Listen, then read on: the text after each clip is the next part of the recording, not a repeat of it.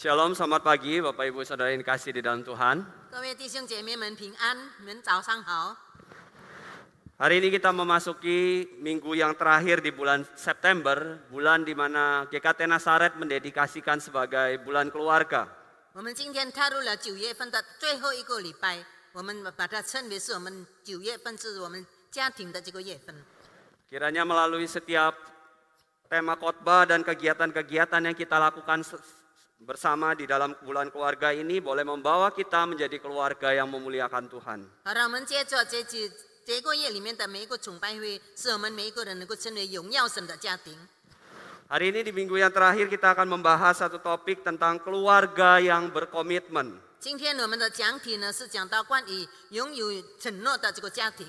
Mari sebelum kita mendengarkan firman Tuhan, kita mau berdoa meminta pertolongan Tuhan 我 menolong 们还 setiap 没有 kita. 听到以前，我们先进入祷告，求神帮助我们。 Mari kita berdoa. Tuhan, kami mengucap syukur untuk kesempatan kami boleh datang beribadah bersama keluarga kami. 亲爱的主，我们先感谢，因为主能够允许我们跟家人一同在这里敬拜你。 Kami mengucap syukur selama sebulan ini kami boleh secara khusus dibekali dan boleh dipimpin tentang topik-topik berkaitan dengan keluarga. 我们也感谢你，主啊，在这一个月里面，主你已经用你的话语带领了我们每一个人的家庭。 Biarlah ini yang boleh menolong kami, membentuk kami untuk menjadi keluarga-keluarga yang memuliakan Tuhan. 好，让借着这一切的主你的话语，使我们每一个家庭能够陶造成为一个荣耀神的家庭。 Kami menyerahkan untuk pemberitaan Tuhan pada hari ini, kiranya Tuhan yang boleh menolong setiap kami. 我们今天所要传讲的你的话语，求主你帮助我们每一个人， Agar kami boleh mengerti dan melakukan firman tersebut dalam kehidupan kami. 好让我们能够明白，也能够在我们的生活当中行出你的话语。 Terima kasih Tuhan, terima kasih kami menyerahkan pemberitaan firman Tuhan ini ke dalam tangan-Mu. 谢谢主，我们把今天我们所讲的道理完全恭敬交在主你大能的手中。 Di dalam nama Tuhan Yesus kami telah berdoa dan 我 mengucap 们奉 syukur. 靠主耶稣基督的名祈求与感恩， Amin. 阿门。 Bapak Ibu Saudara yang dikasih di dalam Tuhan, saya akan memulai khotbah saya dengan sebuah kalimat seperti ini. 主内亲爱的弟兄姐妹们，我现在要开始我的讲道以前，我先告诉你们一个句子： Bahwa di dalam dunia yang sudah jatuh di dalam dosa, 如果在这个世界上呢，已经介入罪恶里面了， memiliki keluarga yang sempurna adalah sebuah impian belaka. 我们要拥有一个美好的、完全的这个家庭是梦想的。 Seringkali ketika kita memasuki sebuah pernikahan atau membangun sebuah keluarga, kita datang dengan sebuah ekspektasi. 很多时候呢，我们要建造一个新的这个家庭的时候，我们在哪里有一个期望？ Dan kita datang dengan ekspektasi kita akan membangun sebuah keluarga yang sempurna. 我们希望我们能够建造一个完美的家庭。 Namun ketika kita mulai menjalani sebagai sebuah keluarga, kita mendapati bahwa kenyataannya berbeda. 但是当我们刚刚踏入这个新的家庭的时候，我们看到现实上是不同的。 Kita harus menyadari bahwa di dunia yang sudah jatuh di dalam dosa ini, kesempurnaan di dalam keluarga menjadi hal yang tidak mungkin untuk 所以我 tercapai. 们看到这个充满罪恶的这个世界呢，一个有完美的家庭是不可能实现的。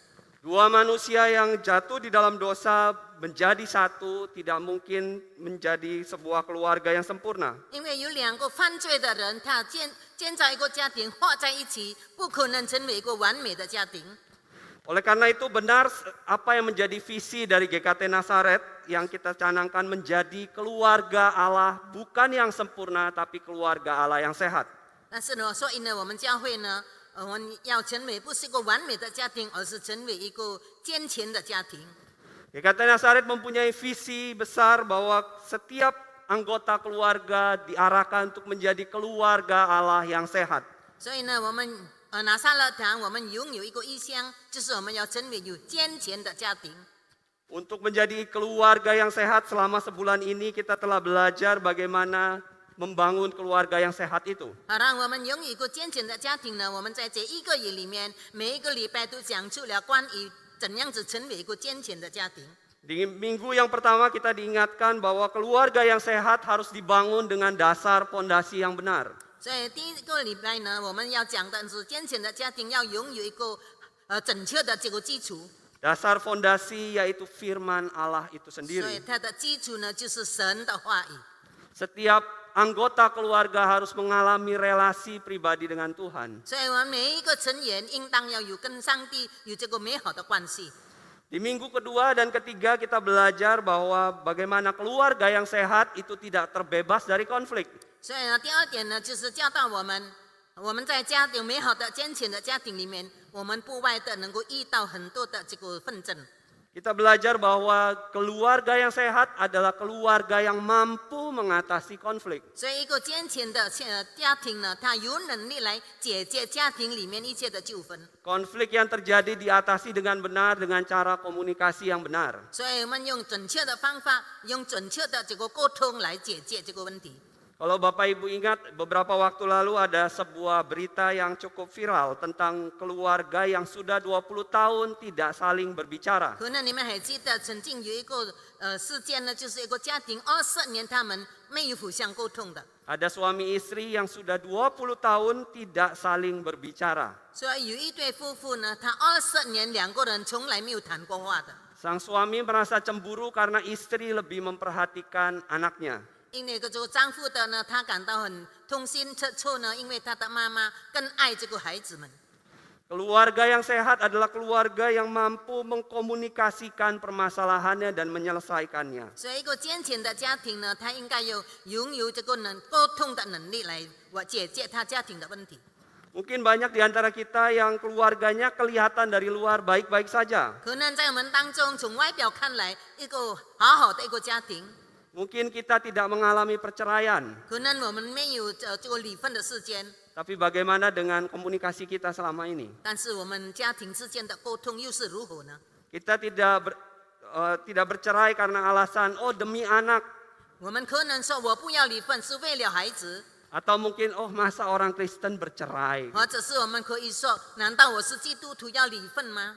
Tetapi di dalam komunikasi kita memiliki komunikasi yang tidak sehat satu dengan 但 yang 是 lain. 在我们的家庭里面，拥有一个不健全的这个沟通的方式。 Di minggu yang kedua dan ketiga itu kita sudah diingatkan melalui firman Tuhan tentang bagaimana mengatasi konflik tersebut. 第二个、第三个礼拜呢，已经神的话已教导了我们怎样子来解决我们家庭的纠纷。 Bagi Bapak Ibu yang mau mendengarkan lagi bisa mengaksesnya di media sosial GKT Nasaret. 如果你们还是要再听的话呢，可以从我们拿撒勒堂的这个视频里面去看。 Dan minggu ini kita akan belajar bersama-sama tentang bagaimana keluarga memiliki komitmen bersama. 那么今天呢，我们要学习的呢，怎样子拥有一个有承诺的这个家庭。 Menjadi keluarga yang memiliki komitmen dimulai dengan setiap anggota keluarga memahami panggilan dan fungsinya masing-masing. 所以我们要拥有一个有承诺的这个家庭的话，我们每一个成员就要知道神对我们的呼召。 Untuk itu pada khotbah hari ini saya akan membagi khotbah saya ke dalam 4 bagian besar. 所以今天呢，我的讲道呢分为4个大部分， Yang mana masing-masing berisi tentang fungsi dan panggilan masing-masing anggota keluarga. 所以在这里告诉我们每一个家庭成员在个人的岗位上呢有什么作用。 Di dalam Alkitab telah diberikan secara jelas bagaimana panggilan fungsi masing-masing anggota keluarga. 所以圣经也清楚的告诉我们，我们怎样子蒙神的呼召，使我们在我们的每一个人的身份上有这个作用。 Sebelum itu saya mengajak kita semua untuk membaca bagian firman Tuhan yang menjadi dasar dari khotbah ini. 所以今天要一同打开圣经，成为我们今天讲到的这个基础。 Terambil dalam surat Efesus pasal yang kelima, 我们是在腓立比以弗所书第5章 ayat yang ke-22 sampai pasal yang ke-6 ayat yang ke-4. 22节，以弗所书第5章第22节到第6章第4节。 Efesus 5 ayat yang ke-22 sampai pasal yang ke-6 ayat yang ke-4. 所以在以弗所书第5章22节到第6章第4节， Saya telah membagi ini ke dalam 4 bagian besar. 在这里我把它分为4大部分。 Dan kita akan membacakannya sesuai dengan status kita masing-masing. 所以我们大家都呢符合于我们每一个人的身份， Untuk para istri 成为妻子的， dan juga para calon istri 或 yang 是将要成为妻子的， akan membacakan pasal kelima ayat yang ke-22 sampai ke-24. 我们大家一同读这个第5章第22到24节。Untuk para suami dan calon suami yang akan menikah 那么做这个丈夫的，或者是将要结婚的，这个将要成为丈夫的， akan membacakan ayat yang ke-25 sampai dengan 29. 第25到29节。 Untuk para anak-anak 这孩子们呢， akan membacakan pasal yang ke-6 ayat 1 sampai yang ke-3. 那么读第6章第1到第3节。 Dan untuk orang tua akan membacakan pasal yang ke-6 ayat yang ke-4. 那么成为父母的是在第6章第4节。 Untuk yang bingung posisi saya di mana, baca aja semua ya. 如果你们感到混乱，我的身份是在哪里，全部就读了。 Sambil dibaca, sambil dilirik anggota keluarganya ya, Gimana sambil ini? dilirik suaminya atau istrinya. 你们一面读一面看你们周围的家人、你的丈夫、你的妻子还有孩子。 Kalau yang di sampingnya bukan istrinya, jangan dilirik ya. 如果旁边不是你的妻子，你们就不要去偷看他。 Oke, kita akan mulai dari bagian yang istri terlebih dahulu. 现在做妻子的先读 Ayat yang ke-22, 第22节。 2, 3. 你们做妻子的，当顺服自己的丈夫，如同顺服主，因为丈夫是 Adalah 妻子 kepala 的头， istri sama seperti Kristus adalah kepala 又是 jemaat. 教会全体的。 Ialah yang menyelamatkan tubuh.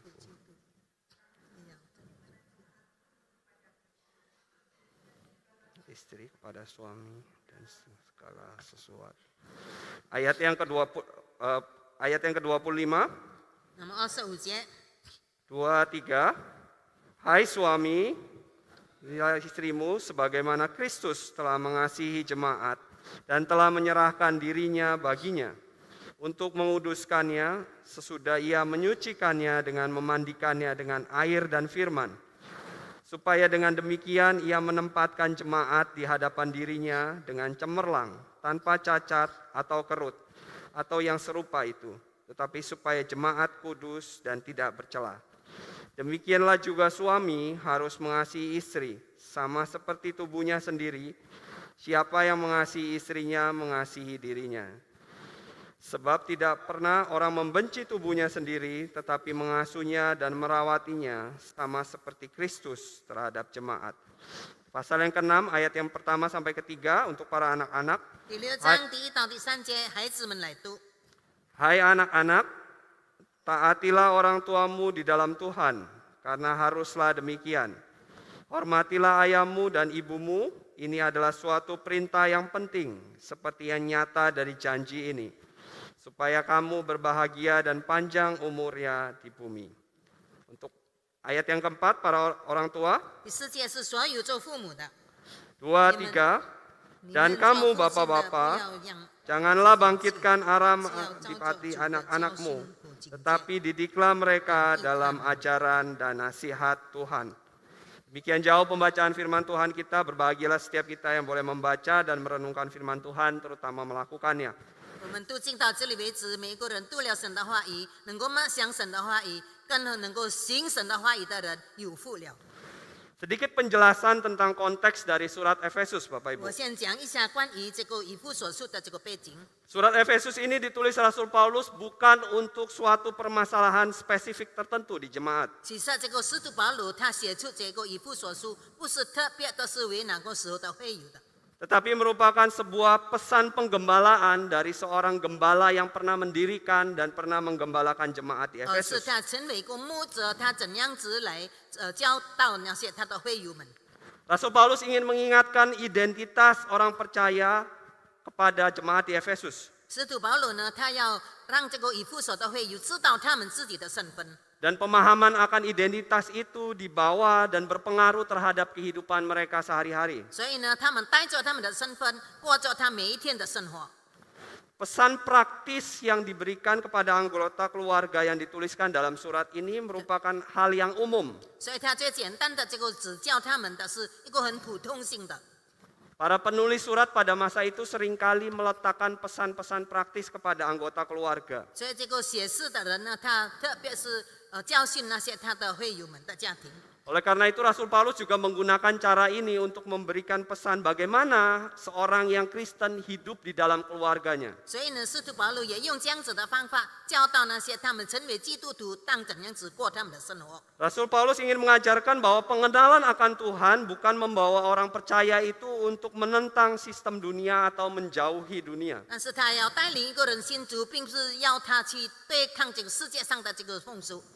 Orang-orang Kristen bukan hanya diajak menjadi melawan dunia atau menjauhi dari dunia, tetapi ada di tengah-tengah dunia. 但是呢，他教导我们基督徒不是对抗这个世界，而是我们在这个世界当中。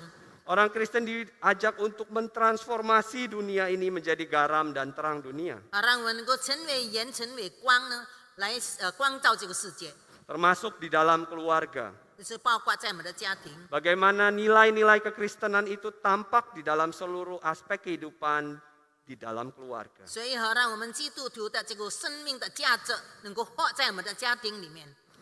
Bapak Ibu, kita sekarang akan melihat pesan apa saja yang disampaikan oleh Rasul Paulus kepada masing-masing anggota keluarga yang diberikan kepada setiap kita. 现在我们要一同来想使徒保罗怎样子教训家庭里面的每一个成员。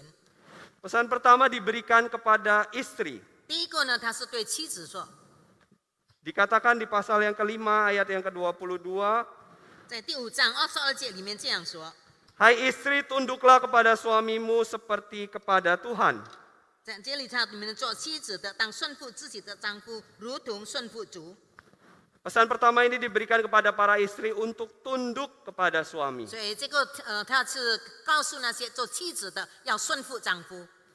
Ketika mendengar pesan ini mungkin banyak para istri atau Gen Z dan milenial, orang-orang muda akan protes. 可能呢，在我们当中作为妻子的或者是年轻的姐妹们，可能会反抗的， Ini tidak sesuai dengan gerakan zaman sekarang 不符合现在这个时代， tentang kesetaraan gender, 因为我们是男女是平等的， tentang kesetaraan hak dan kewajiban dan kesempatan kepada setiap orang. 是我们每一个人都有他所定的责任，有所应当领受的。 Yang mau disampaikan sini adalah istri tunduk kepada suami tidak meniadakan hak mereka dan kesempatan 在 mereka. 这里呢，叫我们顺服于丈夫，并不是抛弃了我们的权利， Ini berbicara tentang fungsi, 这是讲到我们的作用， bukan berbicara tentang natur dari istri itu sendiri. 并不是讲到关于这个妻子本身的这个本质。 Kita harus bisa membedakan apa yang sedang diperjuangkan di sini. 所以我们要能够区别我们现在奋斗的是什么。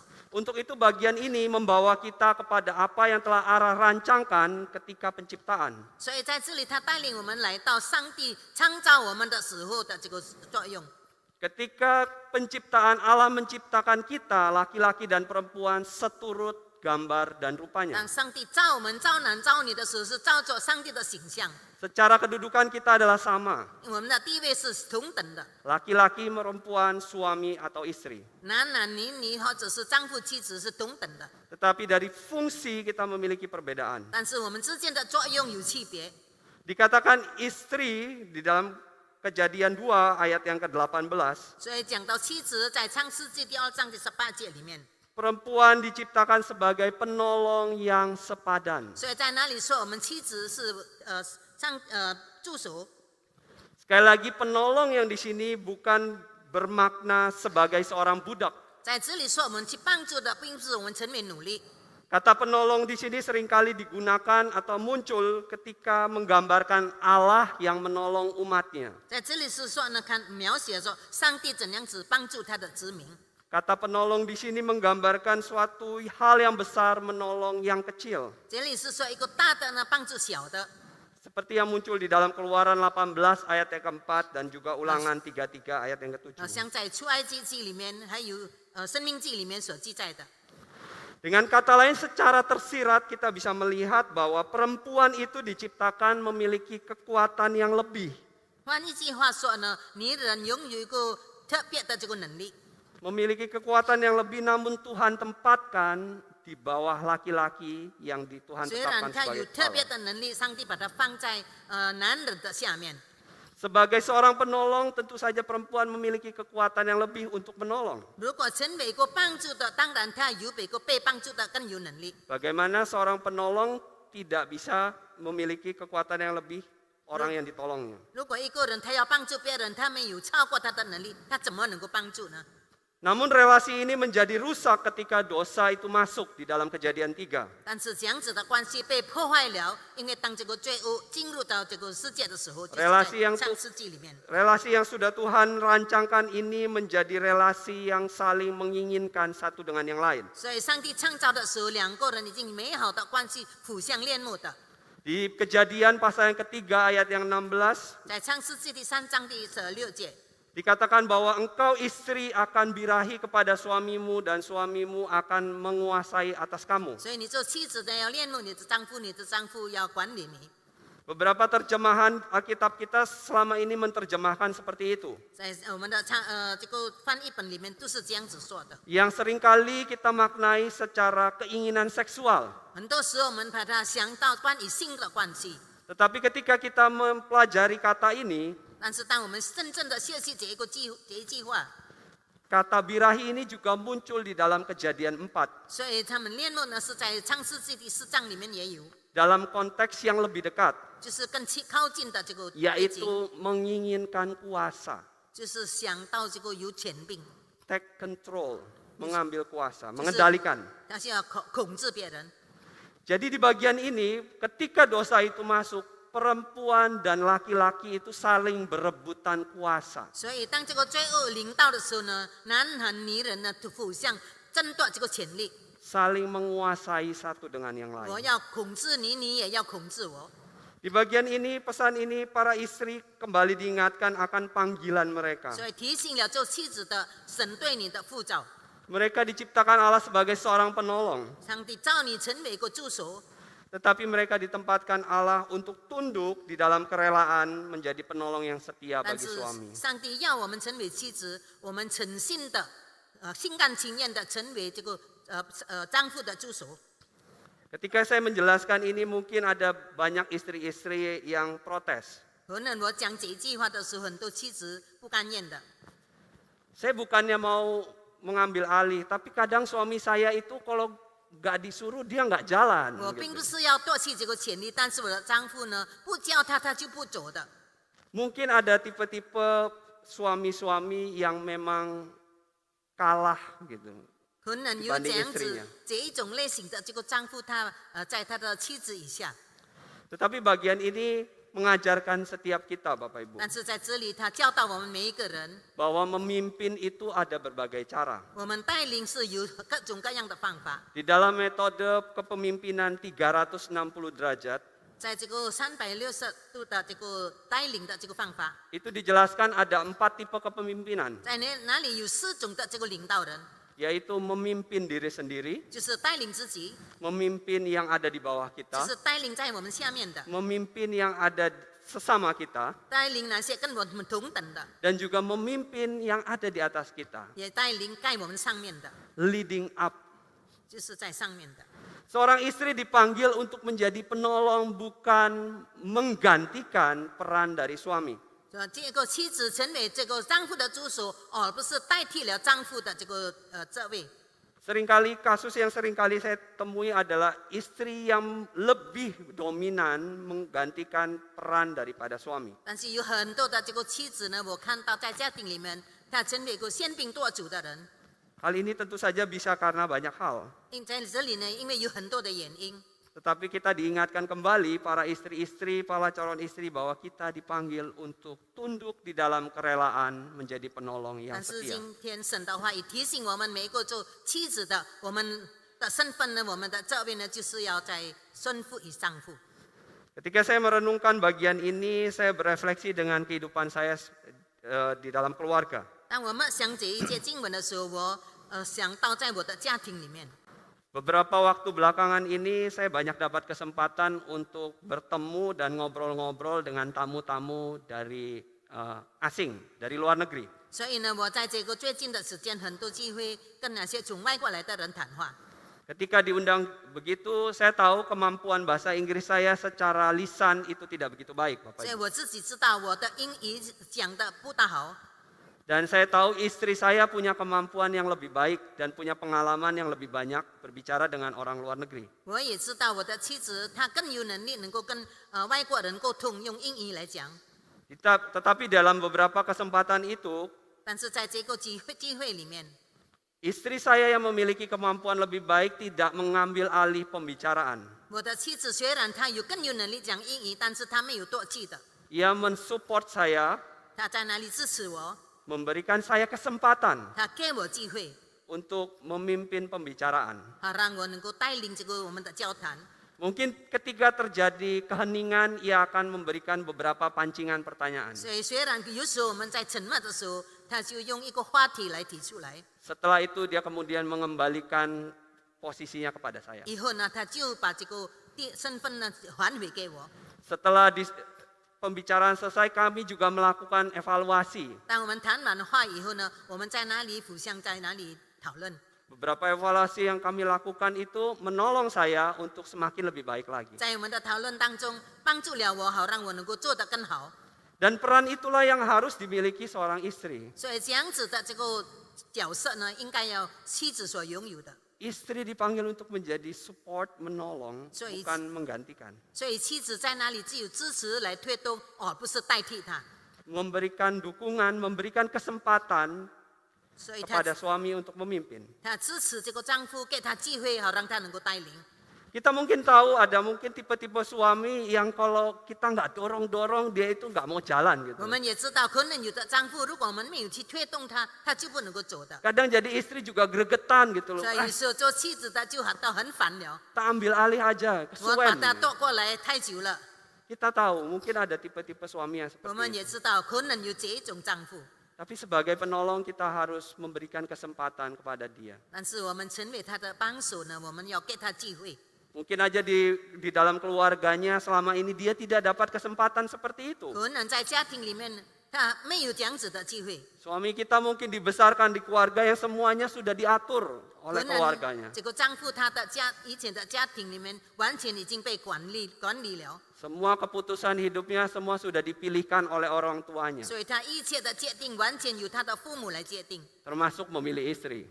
包括他怎样子选妻子， Makanya dipilih istri yang mungkin lebih dominan. 所以他选了一个更加能够喧宾夺主的这个妻子。 Tapi ketika kita mengetahui itu, kita harus belajar untuk tunduk di dalam kerelaan. 所以呢，为了这个缘故呢，我们做妻子的要用心甘情愿的心来做这个顺服的这个工作。 Tunduk di sini artinya kita mengakui, menghormati tanggung jawab suami untuk memimpin rumah tangga. 这里是说呢，我们承认，我们顺服于丈夫，让他来管理这个家庭。 Dan itu yang harus dilakukan oleh para istri. 这就是我们做妻子当做的事情。 Sekarang pesan kepada suami. 现在是呢，对丈夫呢， Suami dipanggil sebagai kepala yang mengasihi istri. 所以丈夫呢要成为爱妻子的这个家庭的头。 Perintah suami sebagai kepala untuk mengasihi istri ditetapkan Allah.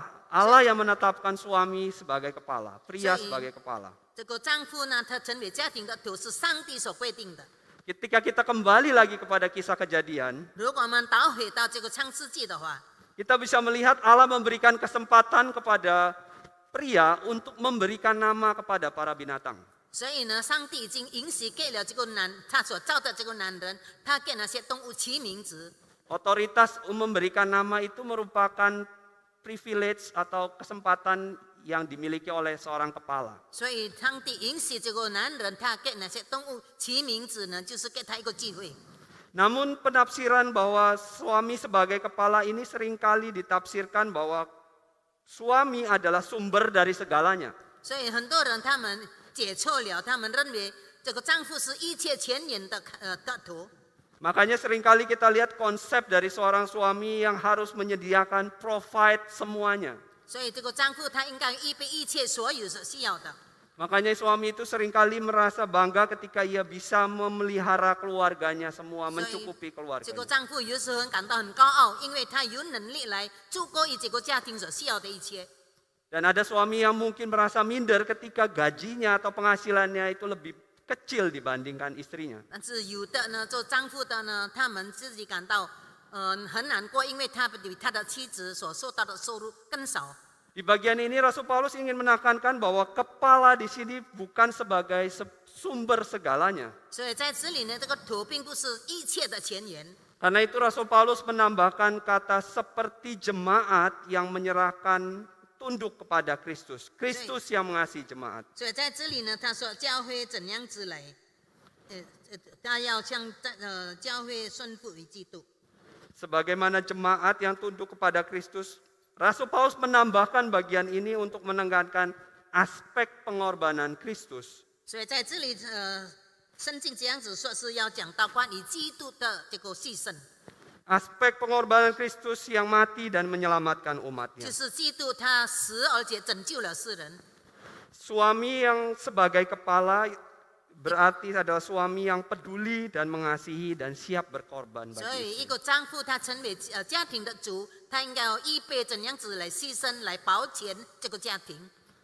Suami sebagai pelindung bagi istrinya. 那成为妻子的这个保护者。 Oleh karena itu pesan bagi suami-suami, 所以，为了这个缘故，我们祝福所有的丈夫们， begitu juga dengan saya sendiri. 包括自己。 Ketika ditolong oleh istri, jangan gengsi, 当有 bapak-bapak. 妻子帮助你的时候，就不要摆架子。 Kadang-kala pride kita itu seringkali merasa terinjak-injak gitu. 有时我们感觉到已经被他践踏了。 Ketika mendapat pertolongan dari istri. 当这个妻子帮助我们的时候， Ketika mungkin penghasilan kita lebih besar, lebih kecil daripada istri. 或者是我们的收入比妻子更小的话， Istri yang mungkin menjadi sumber pendapatan utama di dalam 所 keluarga 以妻 kita. 子所得到的收入成为家庭所供应家庭所需要的， Enggak apa-apa 是不要 bapak-bapak. 紧的。 Karena status kita sebagai kepala itu tetap. 因为我们的身份成为家庭的头是仍然造就的， Status kita sebagai kepala itu Tuhan yang menetapkan. 因为我们成为家庭的头呢是上帝所界定的， Bukan karena gaji kita besar, 并不是因为我们收入更大， bukan karena pekerjaan yang kita lakukan itu banyak, 而不是因为我们所做的工作很多， bukan karena kita bisa memelihara semua anggota keluarga 并不 kita. 是因为我们能够照顾这个整个家庭。 Buat anak-anak muda yang saat ini memikirkan untuk menikah, 对于那些年轻的你们想要结婚的， bahwa penghasilan itu bukan merupakan syarat yang mutlak. 我们的收入并不是绝对的这个条件。 Saya tekankan ini, bukan syarat yang mutlak. 我再一次说呢，不是绝对的条件， Bukan berarti kita juga bisa enak-enakan aja. Ya udah nggak kerja, saya cari istri yang kaya gitu 并 ya. 不是说我们可以随随便便的不必工作找一个有钱的妻子， Bukan sebagai syarat yang mutlak untuk kita masuk ke dalam pernikahan. 并不是我们要踏入这个结婚的这个绝对条件。 Memang ketika kita sebagai suami, sebagai kepala yang mengasihi, artinya kita tidak memaksakan setiap keputusan kita. 所以我们成为头，我们爱我们的妻子，并不是说我们的决定完全是绝对要顺服的。 Suami sebagai kepala yang mengasihi adalah suami yang mau mendengar ke bawah, 一个成为爱妻子的这个丈夫，他要听这个在我们下面的这个妻子的说的话。 apa yang disampaikan oleh istri maupun anak-anaknya. 我们的妻子或者孩子们所说的话， Begitu juga ketika suami juga mau mendengar anak-anaknya. 同样的，这个做丈夫的呢，他也要聆听孩子们的呼喊声。 Dan ini adalah kepala yang mengasihi. 所以这一个就是成为爱这个孩子、妻子的这个头。 Ketika saya merenungkan bagian ini, saya seringkali relate dengan beberapa pengalaman dalam kehidupan saya. 所以当我们想这一节经文的时候，我可能够想到在我的家庭里面的经验。 Saya itu punya kelemahan kalau saya itu tipe orang yang single tasking, Bapak Ibu. 我有一个弱点，就是我很多时是我自我行， Jadi hanya bisa melakukan satu pekerjaan, 所以自由行一个工作的， fokus pada satu pekerjaan. 所以只能够重点集中在一个工作上。 Jadi contohnya ketika menyetir mobil, 比方说我在驾驶汽车的时候， itu saya hanya fokus menyetir. 我只有在那里注重精神在驾驶。 Dan ketika mungkin harus berpindah arah atau tujuan, saya itu seringkali bingung. 所以如果说突然间要改变方向，要到别的地方的时候，我就乱了。 Istri saya mau bertindak sebagai penolong seringkali mengarahkan jalan atau 所 tujuannya. 以我的妻子她要帮助我呢，她就告诉我指引我要走的路。 Tapi seringkali karena pride saya merasa ini jalan yang benar. 但是有时候我认为这个是准确的方向， Ini jalan yang sesuai dengan tujuan kita. 这个路呢是符合于我们要去的地方。 Dan akhirnya seringkali kita muter-muter hampir menghabiskan banyak waktu. 所以呢，到总呢，我们在哪里短转，花了很多的时间。 Suami sebagai kepala yang mengasihi adalah suami yang tidak memaksakan kehendaknya. 所以，一个成为爱这个家庭的这个丈夫呢，他不是什么都是要顺着他的意思， Yang mau mendengarkan pendapat dari istri dan anak-anaknya. 他们也要听从妻子与孩子们的意见。 Dan itu adalah kepala yang mengasihi. 这个就是成为家长要爱他的妻子儿女的。 Berikutnya pesan kepada anak-anak. 后来呢，就是对这个孩子们的吩咐。 Di pasal yang ke-6 dikatakan bahwa anak, taatilah orang tuamu di dalam Tuhan. 在第6章里面第1节说：“你们做儿女的，要在主里面听从父母。 Dan hormatilah ayahmu dan ibumu. 你们要听从父母。 Anak-anak diminta untuk menaati dan menghormati orang tua. 所以要这个孩子们，他们要尊重而且听从父母的话。 Menaati merupakan pesan yang sangat umum. 所以我们要听从呢，这个是很普通性的一个吩咐。 Makanya di kalimat berikutnya dikatakan karena seharusnya lah demikian. 所以在他后半段说，这是理所当然的。 Karena itu merupakan perintah yang umum sekali 所以因为这个是很普通性的这个吩咐， yang muncul di dalam berbagai pengajaran. 在我们每一个人的教导上。 Tetapi Rasul Paulus menambahkan satu bagian lagi, 后来呢，使徒保罗再增加一句话， yaitu taatilah orang tuamu di dalam Tuhan. 就是你要在主里面听从父母。 Hal ini bukan berarti kita harus menaati orang tua kita yang hanya sudah percaya kepada Tuhan. 并不是说我们要顺服于那些已经信主了的父母， Tetapi kita harus menaati orang tua kita sebagai bagian dari relasi kita dengan Tuhan. 但是呢，我们要顺从我们的父母，是在我们跟父子的关系。 Kalau kita bilang kita menaati Tuhan, 如果我们说我们顺从上帝， berarti kita juga menaati orang tua kita. 也意思就是说我们要顺从我们的父母。 Arti yang kedua, 第二个意思呢， bahwa ketika kita menaati Tuhan, menaati orang tua, 但是当我们顺从我们的父母的时候， kita menaati apapun yang orang tua katakan yang sesuai dengan firman Tuhan. 就是我们顺从父母亲的命令是符合于神的话。 Seringkali kita tahu bahwa orang tua kita bukan orang yang sempurna. 我们很多时知道我们的父母不是一个完美的人， Seringkali banyak perintah-perintah yang disampaikan tidak sesuai dengan firman Tuhan. 有时候他们命令我们所做的事情不符合于圣经， Dan kita pada bagian itu boleh berdebat dengan orang tua 所以 kita. 在这样子的情形呢，我们就可以跟他来辩驳。 Menaati seperti di dalam Tuhan berarti kita menaati perintahnya yang sesuai, selaras dengan firman 所 Tuhan. 以我们顺服于他的命令是符合于神所说的话。 Bagian yang paling sering orang tua minta gitu ya kepada anak. 很多时候老人家这样子要求他的儿女， Nak, tolong kasih tahu papa lagi nggak ada. 你可以告诉别人说爸爸不在家。 Kalau misalnya orang tuanya lagi dicari-cari orang. 如果这个做父亲的有很多人去找他， Atau mungkin dicari-cari debt collector atau penagih pinjol. 或者是有哪些那么讨债的人。 Nah, untuk bagian itu kita bisa berdebat. 如果在这样子的情形，我们可以跟他辩论。 Saya waktu kecil seringkali disuruh papa saya, tolong beliin rokok. 很多时候我的爸爸叫我去买香烟， Karena papa saya adalah seorang perokok berat. 因为我的爸爸是一个烟鬼， Saya seringkali nggak mau kalau disuruh beli rokok. 所以很多时候我不要。 Karena memang kan aturan rokok itu bisa dibeli anak di atas 17 atau 21 tahun. 原来呢，这个有个条例，17岁以上的孩子才可以买香烟。 Dan untuk bagian-bagian yang tidak sesuai dengan firman Tuhan, kita bisa berdebat dan menolaknya. 所以如果不符合于神的话的呢，我们可以拒绝，我们可以跟他辩论。 Tetapi untuk yang sesuai dengan firman Tuhan, kita wajib menaatinya. 但是如果符合于神的话呢，我们应当要去遵守的。Tetapi di bagian yang kedua, 那么第二个部分呢， anak-anak dimintai menghormati orang tua 要这些孩子们尊敬这个他们的父母， dan menghormati adalah mutlak adanya. 所以孝敬父母是理所当然的。 Bagaimanapun sikap kelakuan orang tua kita, kita mutlak untuk menghormati orang 无 tua 论我 kita. 们父母他们的心情怎样子，我们绝对的我们要孝敬他。 Kita tahu orang tua kita bukan orang tua yang sempurna. 我们知道我们的父母不是完美的父母， Ada banyak kesalahan yang sering kali dilakukan yang mengecewakan kita. 有很多他们做错了的事使我们失望， Tetapi itu tidak membenarkan kita untuk tidak menghormati 但 mereka. 是这一切呢，不能够使我们成为一个理由不去尊敬他。 Ada banyak anak-anak yang selama ini merasa memiliki kepahitan dengan orang tua sehingga membenarkan dirinya untuk tidak menghormati orang 所 tuanya. 以有很多的子女，因为他们的心里面有对父母亲的苦度呢，所以他认为他不孝敬父母是准确的，是对的。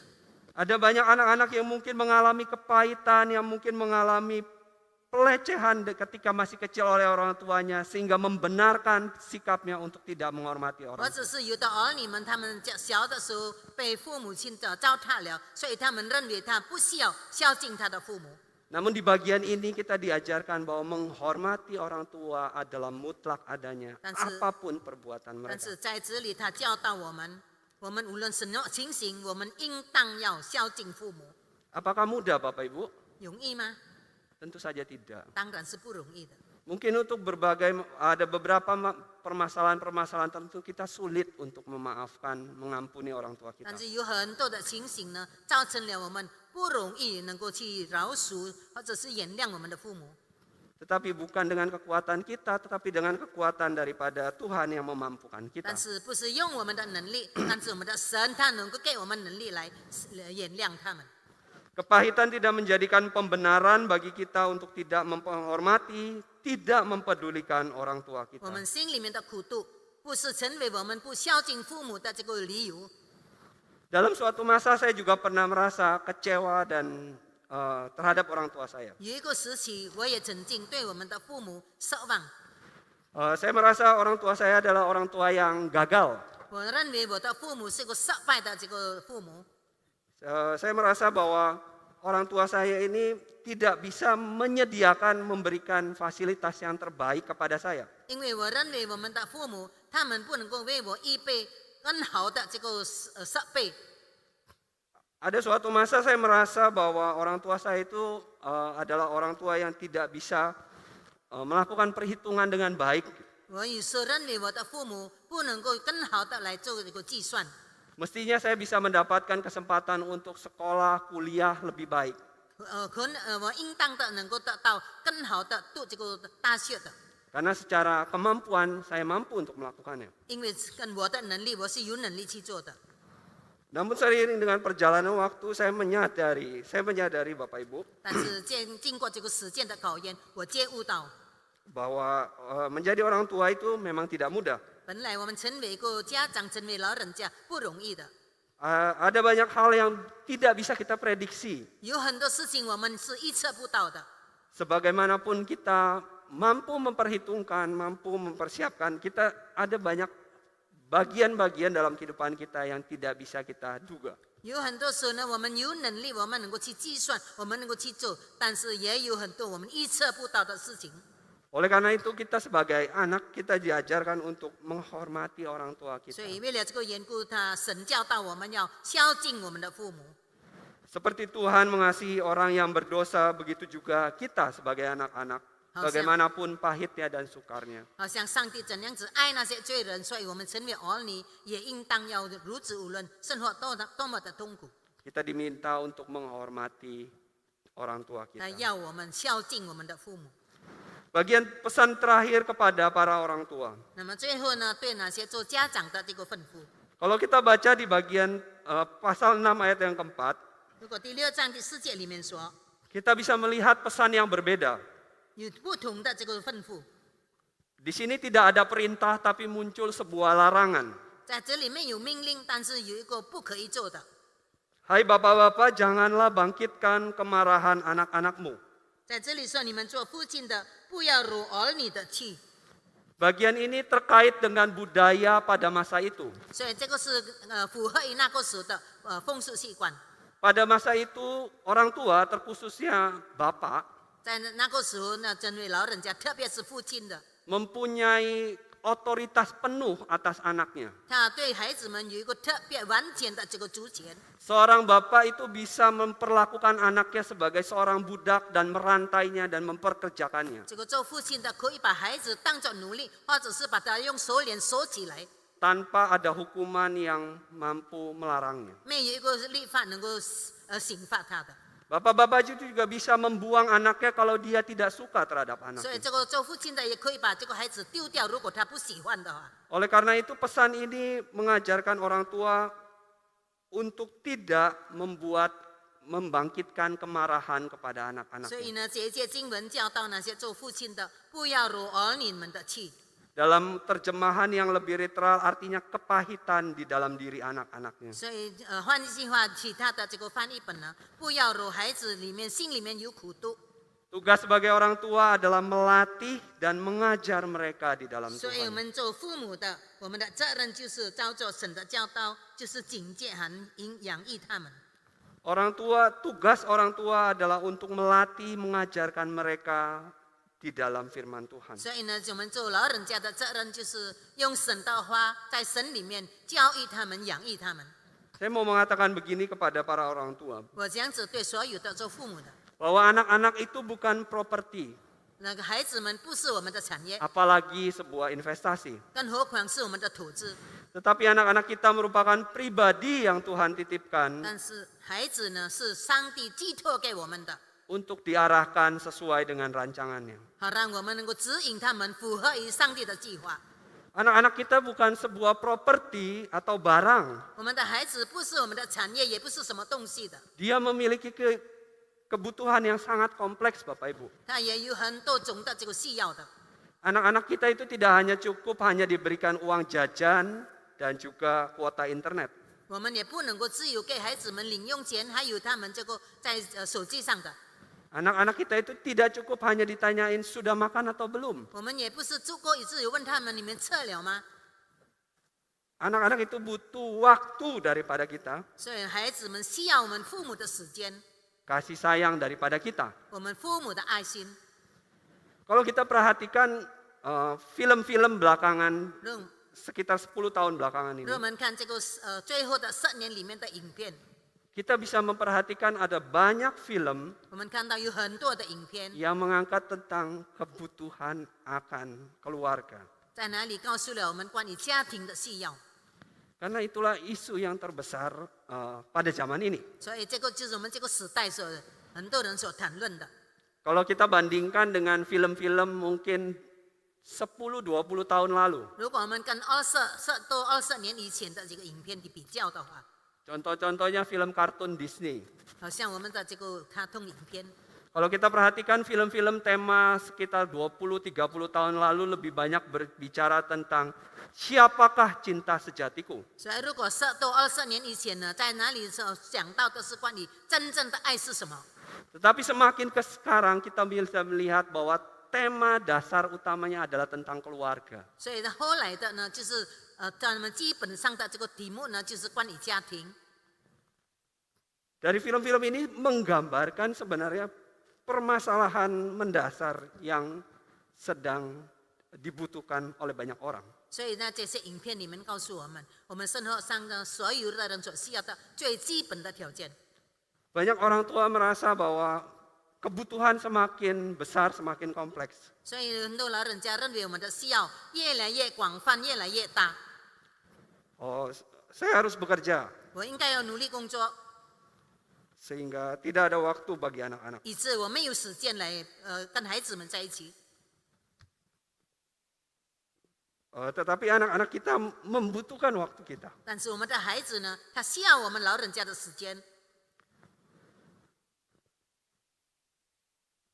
Anak-anak kita bukan sebuah properti apalagi investasi Bapak Ibu. 我们的孩子并不是我们的产业，也并不是我们所投资的。 Seringkali banyak orang tua juga hitung-hitungan terhadap apa yang sudah dia keluarkan terhadap anak-anaknya. 很多做老人家的仅仅在那里计算他计较。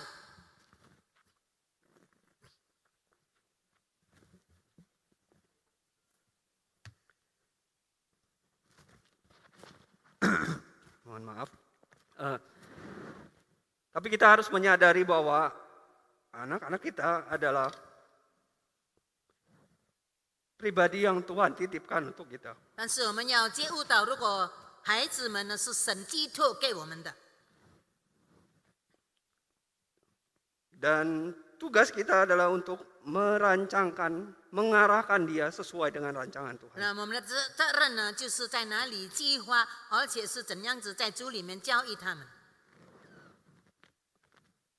Saya memberikan kalimat ini kepada para orang tua, 我把这一句话给所有的家长们， bahwa orang tua harus mendidik, mengarahkan agar anak-anak kita menemukan panggilan Tuhan. 所以我们呢做老人家的要指引教导我们的孩子们，他们能够认识神对他们的呼召， Atas diri mereka masing-masing. 在他们每一个人的身上， Bukan memaksakan kehendak kita, 并不是勉强于我们的想法， bukan memaksakan keinginan kita atau cita-cita kita yang tidak tercapai. 也并不是说我们自己所想要的，我们的愿望还没有成全的， Supaya digenapi, supaya dilakukan oleh anak-anak kita. 好让我们的子女们来成全它。 Kiranya melalui keempat pesan ini boleh menolong setiap kita Bapak Ibu. 接着我们今天的四样的这个焦点， Keluarga adalah komunitas terkecil yang Tuhan berikan kepada setiap kita. 我们家庭呢是一个群体，最小的一个群体，是神所赐给我们的。 Kita dipanggil menjadi pribadi-pribadi yang memiliki karakter yang sesuai dengan Kristus. 我们神呼召我们每一个人拥有一个符合于神的心意的性格。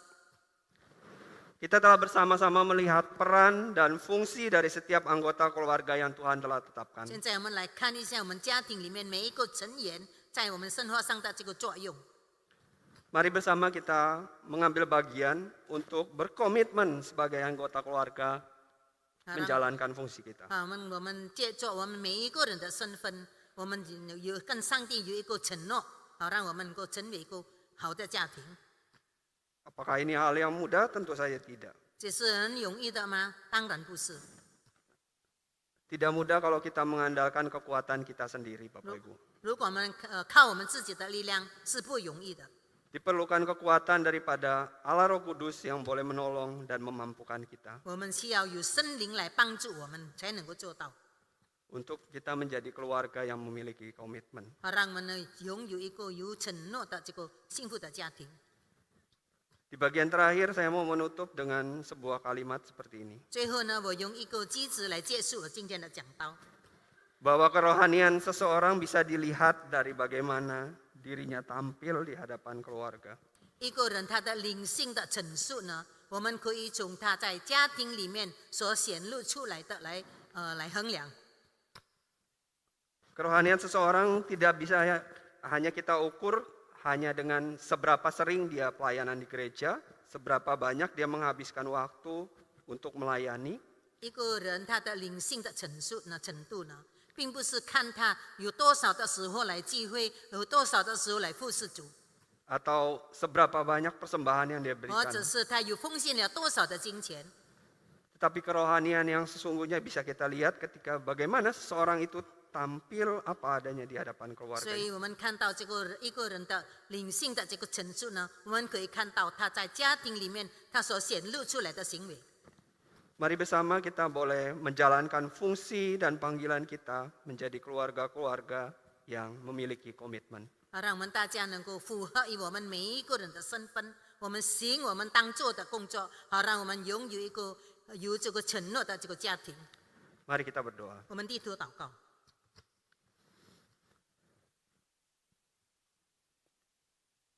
Saya memberikan waktu kepada setiap kita untuk merenungkan setiap 我们希望每一个弟兄姐妹们可以默想， setiap fungsi dan panggilan yang Tuhan telah nyatakan melalui firman Tuhan. 神借着他的话语，是使我们晓得我们每一个人的身份，我们的作用是什么。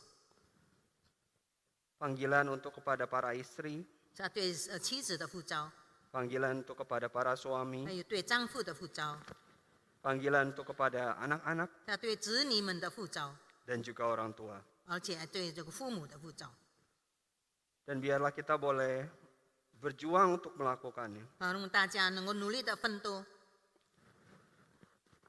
Berkomitmen untuk melakukannya di dalam kehidupan kita. 我们好让在神的面前许下诺言，我们能够去行。 Minta Pendeta Meling untuk menutup di dalam doa. 请梅林牧师为我们的避会祷告。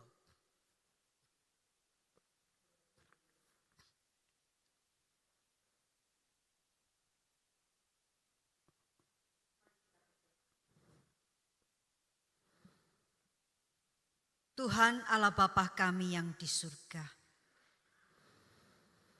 kami sungguh bersyukur dan berterima kasih untuk firman yang boleh kami dengarkan pada pagi hari ini.